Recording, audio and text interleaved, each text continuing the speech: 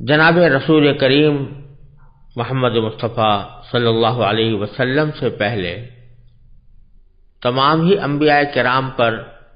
اللہ تبارک و تعالیٰ کی وحی نازل ہوتی رہی ہے، اور اس وحی کی دو قسمیں ہیں۔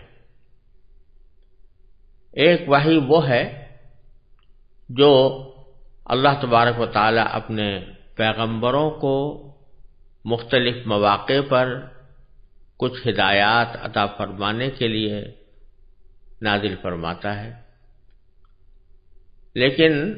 وہ وحی کسی کتاب کی صورت میں محفوظ نہیں ہوتی، بلکہ وہ پیغمبر پر نازل کر دی جاتی ہے اور پھر وہ پیغمبر اس کے مضمون کو اپنی امت تک پہنچاتا ہے۔ اس کو وحی غیر مطلوب بھی کہا جاتا ہے۔ اور ایک وحی وہ ہے کہ جسے اللہ تبارک و تعالیٰ نے باقاعدہ ایک کتاب کی شکل میں نازل فرمایا۔ بعض مرتبہ یہ کتاب اکٹھی کسی نبی کو دے دی گئی، اور بعض مرتبہ تھوڑا تھوڑا کر کے اس کو اتارا گیا۔ حضور نبی کریم سرور دو عالم صلی اللہ علیہ وسلم سے پہلے حضرت موسیٰ علیہ السلام کو جو کتاب دی گئی اس کا نام تورات تھا، وہ اکٹھی دی گئی تھی۔ اور اس کے بعد حضرت داؤد علیہ السلام کو جو کتاب عطا فرمائی گئی اس کا نام زبور تھا، اور ظاہر یہ ہے کہ وہ پوری زبور بھی اکٹھی حضرت داؤد علیہ السلام کو عطا فرمائی گئی تھی۔ پھر حضرت عیسیٰ علیہ السلام کو جو کتاب عطا فرمائی گئی اس کا نام انجیل تھا، اور اس کے بارے میں بھی غالب گمان یہ ہے کہ وہ اکٹھی حضرت عیسیٰ علیہ السلام کو عطا فرمائی گئی تھی۔ لیکن اس سلسلے میں سب سے آخری کتاب اللہ تبارک و تعالیٰ نے حضور خاتم النبیین سرور دو عالم صلی اللہ علیہ وسلم پر نازل فرمائی، اس کا نام قرآن ہے۔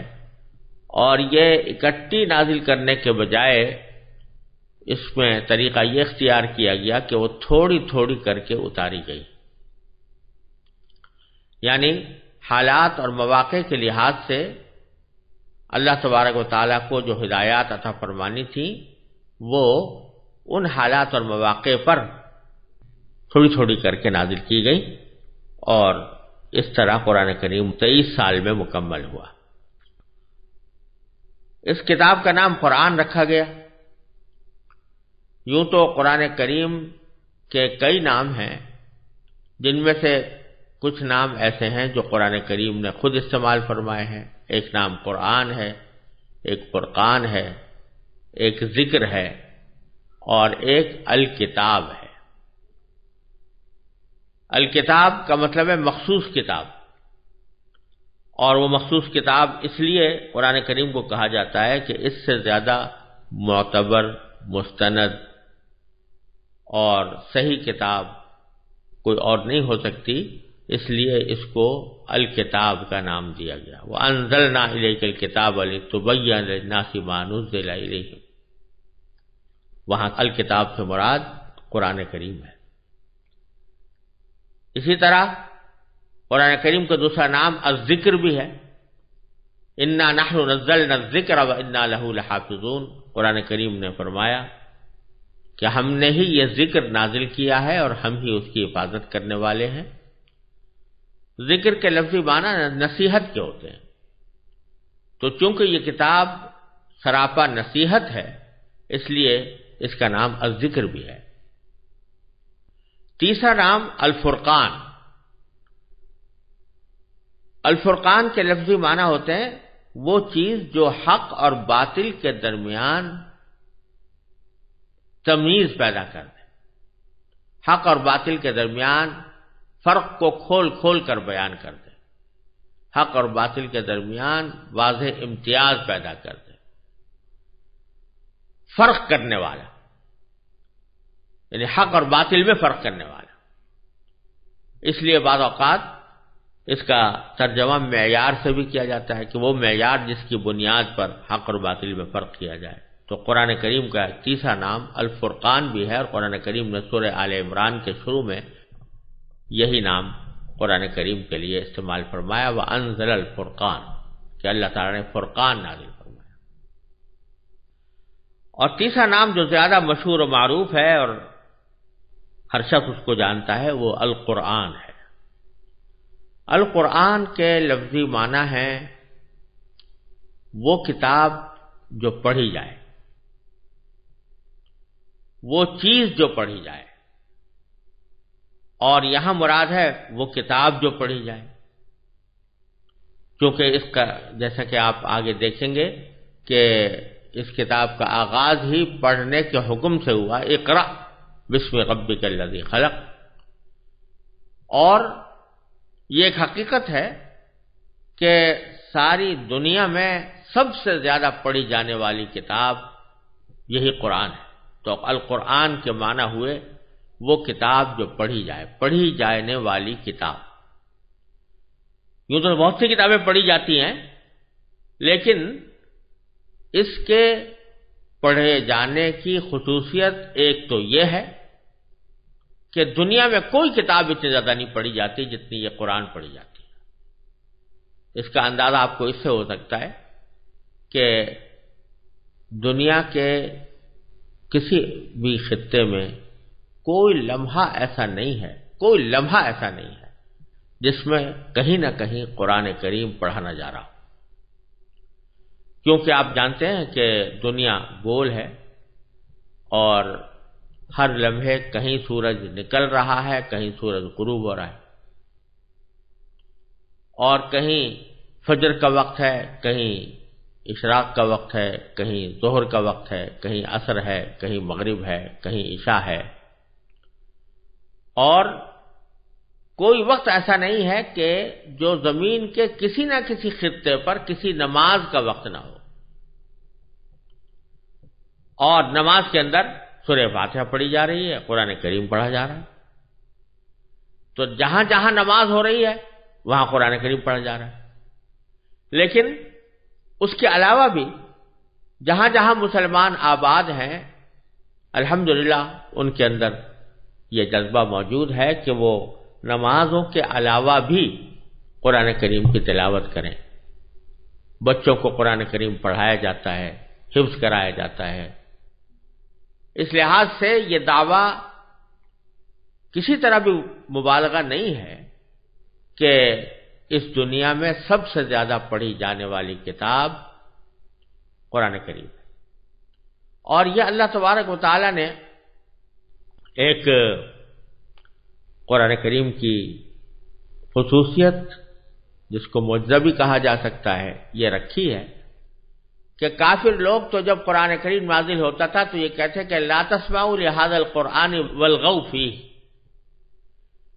ایک دوسرے سے کہتے ہیں بھئی قرآن کو نہ سنو اور کچھ شور شغب مچا دیا کرو جب قرآن پڑھا جائے تاکہ لوگ اس کو سن نہ سکیں، سمجھ نہ سکیں۔ اللہ تبارک و تعالیٰ نے ان کے جواب میں قرآن کو ایسی کتاب بنا دیا کہ جو ساری دنیا میں پڑھی جا رہی ہے اور سب سے زیادہ پڑھی جانے والی کتاب ہے، اس لحاظ سے اس کا نام القرآن ہے۔ اور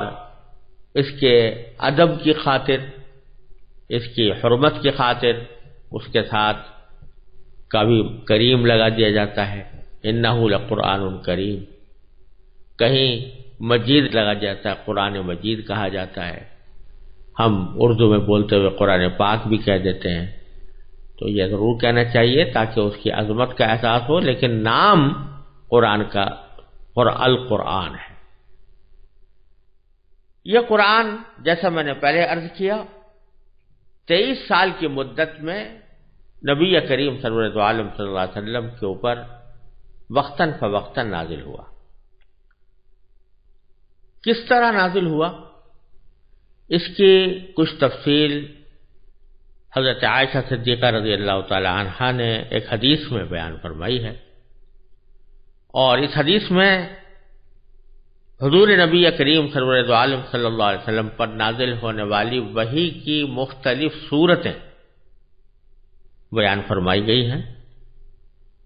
جس میں وہ وحی بھی داخل ہے جو قرآن کا حصہ بنی اور وہ وحی بھی داخل ہے جو قرآن کا حصہ نہیں بنی۔ دونوں کے سلسلے میں حضرت حارث ابن ہشام رضی اللہ تعالی عنہ نے حضرت صلی اللہ علیہ وسلم سے پوچھا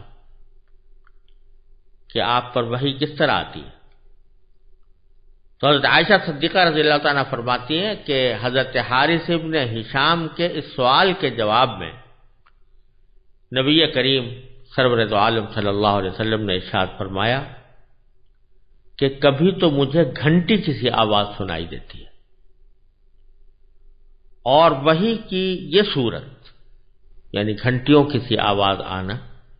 یہ میرے لیے سب سے زیادہ سخت ہوتی ہے۔ پھر جب یہ سلسلہ ختم ہوتا ہے تو جو کچھ اس آواز نے کہا ہوتا ہے مجھے یاد ہو چکا ہوتا ہے، اور کبھی کوئی فرشتہ میرے سامنے ایک مرد کی صورت میں آ جاتا ہے۔ تو یہاں دو صورتیں بیان فرمائی، ایک یہ کہ گھنٹیوں کسی آواز آتی ہے، اور دوسری یہ کہ فرشتہ کسی انسان کی شکل میں آ کر وہ پیغام پہنچاتا ہے۔ جہاں تک پہلی صورت کا تعلق ہے کہ اس کو جو گھنٹیوں کی آواز سے نبی کریم سرور دو عالم صلی اللہ علیہ وسلم نے تشبیہ دی ہے، اس کا مطلب حضرت شیخ محی الدین ابن عربی رحمۃ اللہ علیہ نے یہ بیان کیا ہے کہ گھنٹی کی آواز کے ساتھ وحی کی مشابہت دو طریقے سے ہے۔ ایک تو یہ کہ جب گھنٹی بجتی ہے تو عموماً وہ مسلسل ہوتی ہے، بیچ میں ٹوٹتی نہیں، اور دوسرے گھنٹی جب مسلسل بجتی ہے تو عموماً سننے والوں کو اس کی آواز کی سمت متعین کرنا مشکل ہوتا ہے کہ یہ کس طرف سے آ رہی، کیونکہ اس کی آواز ہر طرف سے ہر جہت سے آتی ہوئی محسوس ہوتی ہے۔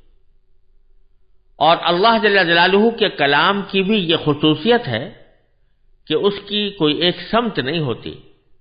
بلکہ وہ ہر جہت سے آواز سنائی دیتی ہے۔ اس کیفیت کا صحیح ادراک تو بغیر مشاہدے کے ممکن نہیں، لیکن اس بات کو عام ذہنوں سے قریب تر کرنے کے لیے نبی کریم سرور دو عالم صلی اللہ علیہ وسلم نے اسے گھنٹیوں کی آواز سے تشبیہ دی ہے۔ جب اس طریقے پر آپ کے اوپر وحی نازل ہوتی تو آپ پر بہت زیادہ بوجھ پڑتا تھا۔ حضرت عائشہ صدیقہ رضی اللہ تعالیٰ عنہ اسی حدیث کے آخر میں فرماتی ہیں کہ میں نے سخت جاڑوں کے دن میں آپ پر وحی نازل ہوتے ہوئے دیکھی ہے، ایسی سردی میں بھی جب وحی کا سلسلہ ختم ہوتا تو آپ کی مبارک پیشانی پسینے سے شرابور ہو چکی ہوتی تھی۔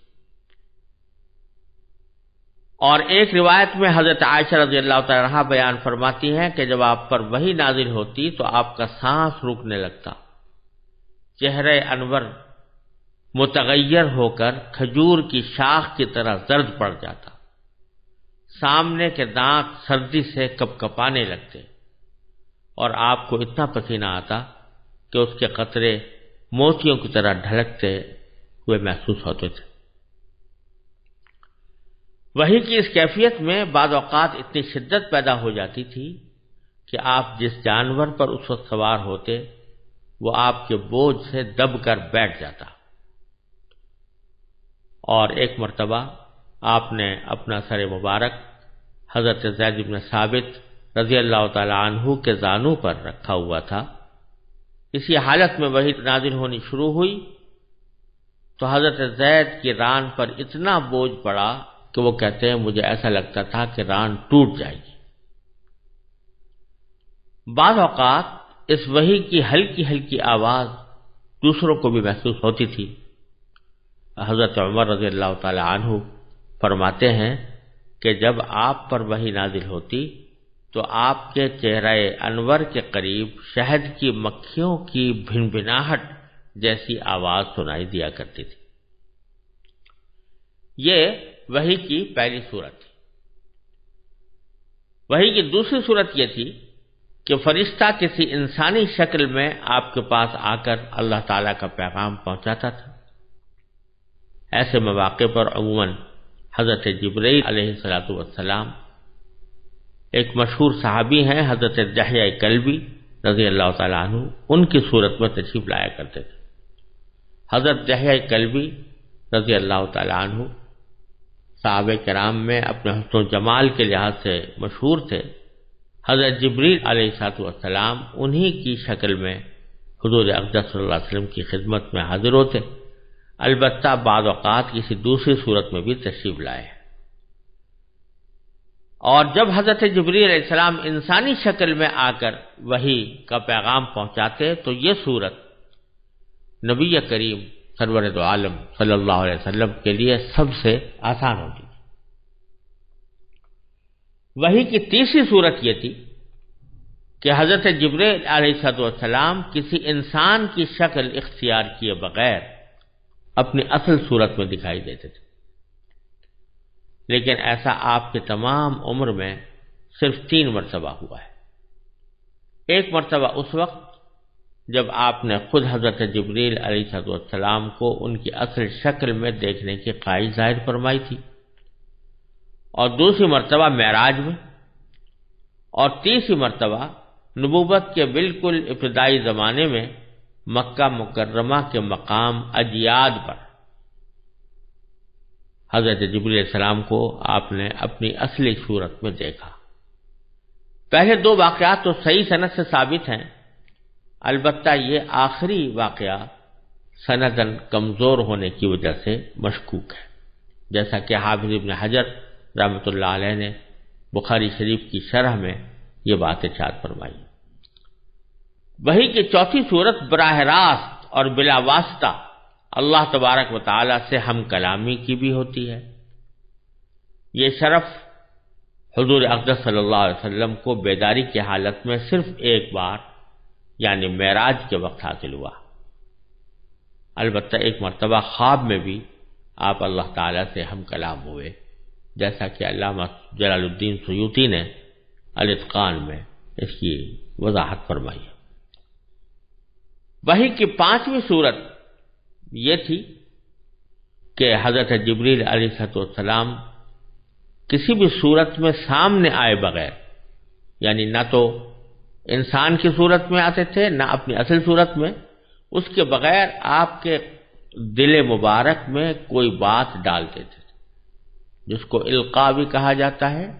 اور عربی میں اصطلاحاً اس کو نفس بالروع سے تعبیر کیا جاتا ہے۔ تو یہ بعض اوقات وحی نبی کریم صلی اللہ علیہ وسلم کے